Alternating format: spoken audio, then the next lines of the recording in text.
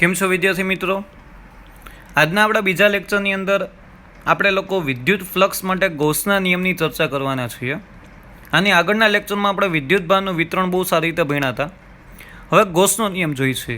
ગૌસનો નિયમ વળી પાછો કેના માટે? તો કે વિદ્યુત ફ્લક્સ માટે ગૌસનો નિયમ જોઈશે.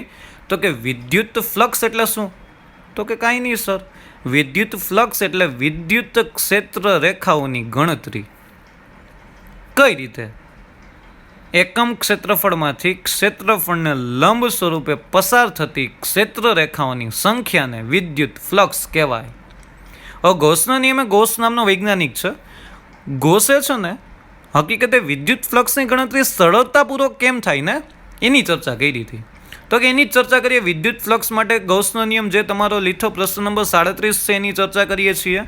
તો વિદ્યુત ફ્લક્સ માટે ધારો કે કોઈ એક ક્યુ જેટલો વિદ્યુતભાર છે, એને ત્રિપરિમાણમાં એને કવર કરતો કોઈ એક ગોળો ધારી લીધો છે ત્રિપરિમાણની અંદર. અહીંયા ત્રિપરિમાણ દર્શાવવું શક્ય નથી, એટલે ક્યુ વિદ્યુતભારને ઘેરી શકે એવો આ ત્રિજ્યાનો ગોળો ધારી લીધો છે આપણે. અહીંયા ક્યુ વિદ્યુતભારને ઘેરતા આ ત્રિજ્યાનો ગોળો દોરેલો છે. હવે આપણો મેઇન ઓબ્જેક્ટિવ શું છે? તો કે આ રહ્યો, સમગ્ર ગોળામાંથી તમારે પસાર થતું ફ્લક્સ શોધવું છે. યાદ રાખજો, સમગ્ર ગોળામાંથી પસાર થતું ફ્લક્સ શોધવું છે. છેલ્લે આપણે ફ્લક્સનું ઇક્વેશન મળશે. ઇન શોર્ટ સાહેબ, આપને અહીંથી ખબર પડી, આપને શું મળશે? તો કે ફ્લક્સનું ઇક્વેશન મળશે. તો કે કાંઈ નથી કર્યું, ચાલો તો કે અહીંયા આ ગોળા ઉપરની સપાટી પર કોઈ એક આપણે વર્તુળ કર્યું જે ડેલ્ટા એસ જેટલો એનો ક્ષેત્રફળ ખંડ છે. ડન. આપણે આ ક્ષેત્રફળ ખંડમાંથી પસાર થતું ફ્લક્સ ગોતીએ ને પછી બધાનો આવા તો ઘણા બધા ક્ષેત્રફળ ખંડ હશે ને, એક તો નહીં હોય. આ ગોળો દોર્યો તો અહીંયા 1 2 3 4 5 ઘણા બધા ક્ષેત્રફળ ખંડનો ગોળો બનેલો છે સપાટીમાંથી. તો ગોળાની સપાટીમાં પસાર થતું ફ્લક્સ ગોતવા માટે સૌથી પહેલાં આપણે ડેલ્ટા એસના કારણે ઉદ્ભવતું ફ્લક્સ શોધીએ. તો કે ફ્લક્સનું ઇક્વેશન આપને બહુ સારી રીતે ખબર છે કે phi is equal to E dot delta S. આપને બહુ સારી રીતે ખબર છે. ઈ એટલે શું સર? તો કે વિદ્યુત ક્ષેત્ર. અને ડેલ્ટા એસ એટલે શું? તો કે ક્ષેત્રફળ સદિશ. ક્ષેત્રફળ નહીં, ક્ષેત્રફળ સદિશ. કોઈ પણ પદાર્થનો, કોઈ પણ સમતલનો ક્ષેત્રફળ સદિશ હંમેશા સમતલને લંબ તરફ હોય. આપણે ભણ્યા છીએ ને ઈની કિંમત મળી. અહીંયા કેટલા વિદ્યુતભાર છે? તો કે એક વિદ્યુતભાર છે સાહેબ. તો કે એક વિદ્યુતભારના કારણે આ બિંદુ પાસે ઉદ્ભવતા વિદ્યુત ક્ષેત્રનું સૂત્ર શું થાય? તો કે ઈ ઇઝ ઇક્વલ ટુ કે ક્યુ અપોન આર સ્ક્વેર જેટલું થાય સાહેબ. એ આપને ખબર જ છે. કેની કિંમત મૂકી દીધી તો અહીંયા તમારી પાસે કંઈક આન્સર આવ્યો કે ઇઝ ઇક્વલ ટુ 1/4πε0 મૂકી દીધો. એટલે અહીંયા q upon 4πε0 r square into r caret સદિશ ફોર્મેશનમાં છે ઇન્ટુ ડેલ્ટા એસ ક્ષેત્રફળ ખંડ છે ને આપણી પાસે ડેલ્ટા એસનો એક ડેલ્ટા એસ ક્ષેત્રફળ. એની કિંમત મૂકી. હવે તમને ખબર છે કે ડોટ મલ્ટિપ્લિકેશન કાઢો એટલે સાલું શું મૂકવું પડે? તો કે કોસ થીટા મૂકવો પડે. ક્રોસ મલ્ટિપ્લિકેશન કાઢો તો સાઇન થીટા મૂકવો પડે. તો અહીંયા કોસ થીટા મૂક્યો મેં. વિદ્યુત ક્ષેત્ર અને ક્ષેત્રફળ સદિશ વચ્ચેનો ખૂણો શું છે? તો કે થીટા છે. ચાલો હવે વસ્તુ એવું, થીટા કેટલો લેવો?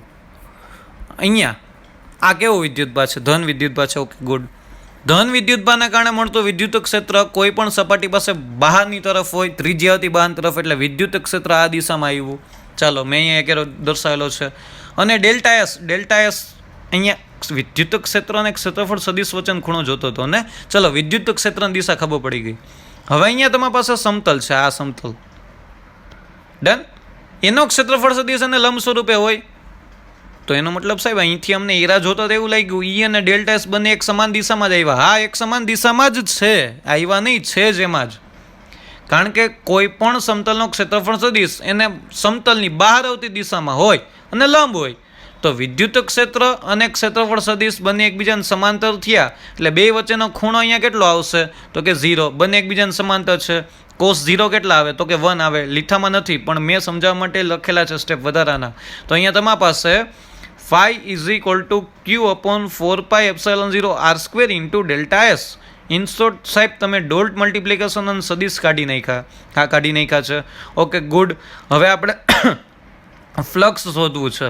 તો અહીંયા તો સમગ્ર ગોળાની વાત કરીએ તો ગોળાની ચર્ચા કરીએ તો અહીંયા આપણે એક ખંડ દ્વારા મળતું ફ્લક્સ મેળવા. કેટલા ખંડ દ્વારા મળતું ફ્લક્સ કહ્યું?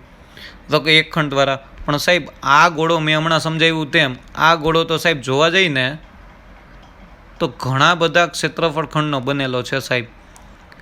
તો આ બધાના કારણે અહીંયા વિદ્યુત ક્ષેત્ર હશે ને એ વિદ્યુત ક્ષેત્ર હશે તો એની ક્ષેત્ર રેખાઓ હશે ને એ ક્ષેત્ર રેખાઓની ગણતરી કરો તો એ સપાટીમાંથી બહાર આવતું ફ્લક્સ મળે તમને, કારણ કે વિદ્યુત ક્ષેત્ર રેખાઓની સંખ્યા જ ગોતવી છે. તો સમગ્ર સપાટી પર ડેલ્ટા એસ જેટલા પણ ખંડ છે ને એ બધાનો શું કર્યું તો કે સરવાળો. આની પહેલાં જે વિદ્યુતભાર વિતરણમાં કર્યું હતું એ જ વસ્તુ અહીંયા રિપીટ કરી. phi is equal to summation of all delta s q upon 4 pi epsilon 0 r square into delta s. આવું થયું કે ના થયું? તો અહીંયા તમારી પાસે q upon 4 pi epsilon 0 r square બહાર નીકળ્યા. ઓલ ડેલ્ટા એસ બધા જ ડેલ્ટા એસ ક્ષેત્રફળના કારણે, કારણ કે q upon 4 pi epsilon 0 r square તો કોન્સ્ટન્ટ છે, એ તો બદલવાનું નથી. હા, ડેલ્ટા એસ 5 ધારો, 10 ધારો, 20 ધારો, જેટલા પણ તમે ભાગ પાડો છો ગોળાને એટલા ડેલ્ટા એસ બને. એ બધા જ ડેલ્ટા એસનો મેં સરવાળો કર્યો, બેઝિક સરવાળો, એડિશન, જે આપને ખબર છે સમેશન મીન્સ છે એ સરવાળો થાય.